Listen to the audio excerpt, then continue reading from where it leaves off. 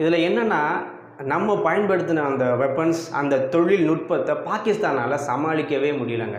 அந்த ஸ்கேல்ப் இஜி அப்படின்ற அந்த மிசைல் பார்த்தீங்கன்னா, ஒரு 560 கிலோமீட்டர் தூரம் வரைக்கும் சென்று தாக்கக்கூடிய ஒரு மிசைல். எதிரிகளுடைய ரேடாரில் கண்ணில் படாமல், சவுண்டே இல்லாமல் துல்லிய தாக்குதல் நடத்தக்கூடிய மிசைலை தான் பயன்படுத்தியிருக்காங்க. அது மட்டும் இல்லாமல் ஏஎஸ்எம் ஹேமர் அப்படின்றது ஷார்ட் டார்கெட், ஒரு 75 கிலோமீட்டர் ரேஞ்சு போகக்கூடிய ஒரு மிசைல் தான் அது. அதுவுமே பார்த்தீங்கன்னா நல்ல எக்ஸ்ப்ளோஷன் ஸ்ட்ரென்த் உடையதுங்க.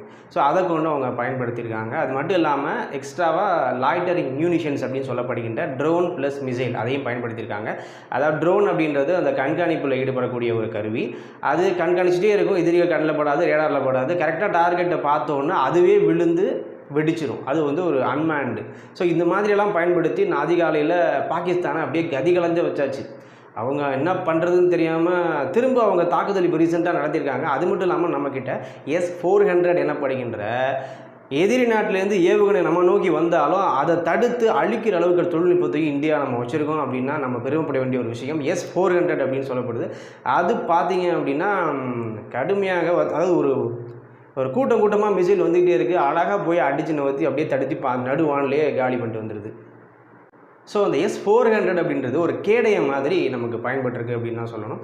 ஸோ இவ்வளவும் நம்ம ஒரு அதிநவீன தொழில்நுட்பங்களை பயன்படுத்தி நம்ம Indian army, Indian air force, Indian navy இவங்கக்கிட்ட இவ்வளவு தொழில்நுட்பம் இருக்கா அப்படின்னு உலக நாடுகளே பார்க்க